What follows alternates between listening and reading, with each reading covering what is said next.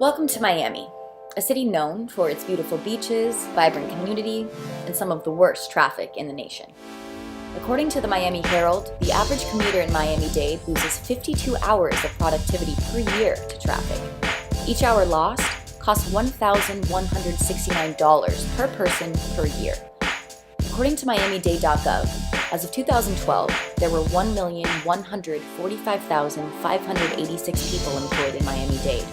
Therefore, Miami-Dade County effectively loses $1.3 billion to traffic per year.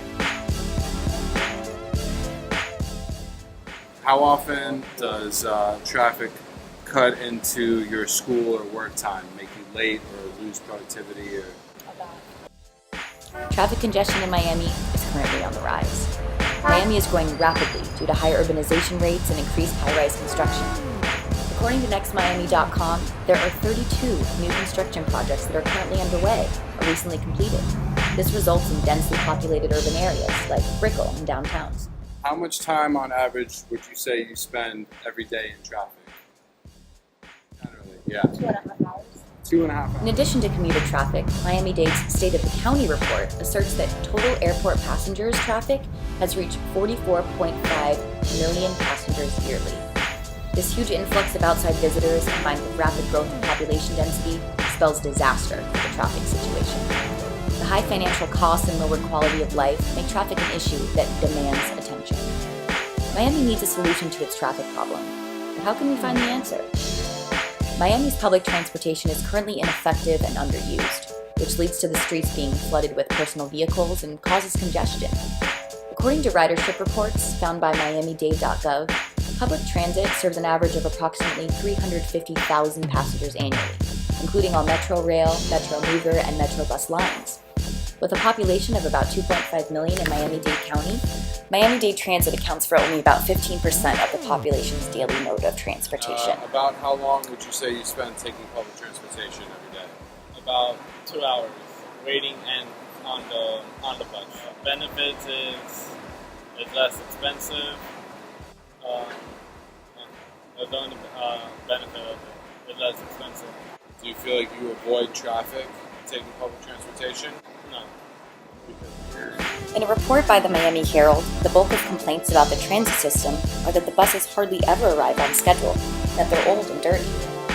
Another contributing factor to low ridership is that there aren't enough actual buses and train cars to fit the needs of Miami's population. If you could do anything to improve Miami's public transportation system, what would it be?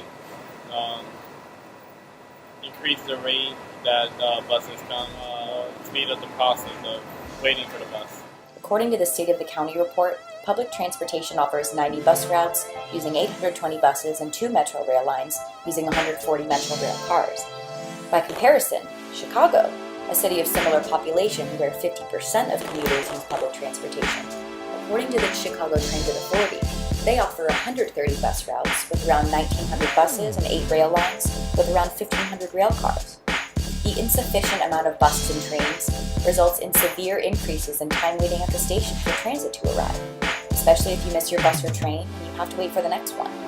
This leads to less people considering these modes of transportation as viable. So is there anything else you would improve about the Miami public transportation system?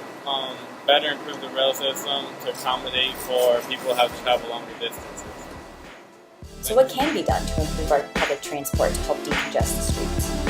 Mayor Carlos Jimenez has recognized this issue and pledged in the Miami Herald to improve the system by introducing reworked routes and schedules, implementing newer vehicles, and improving the standard of cleanliness.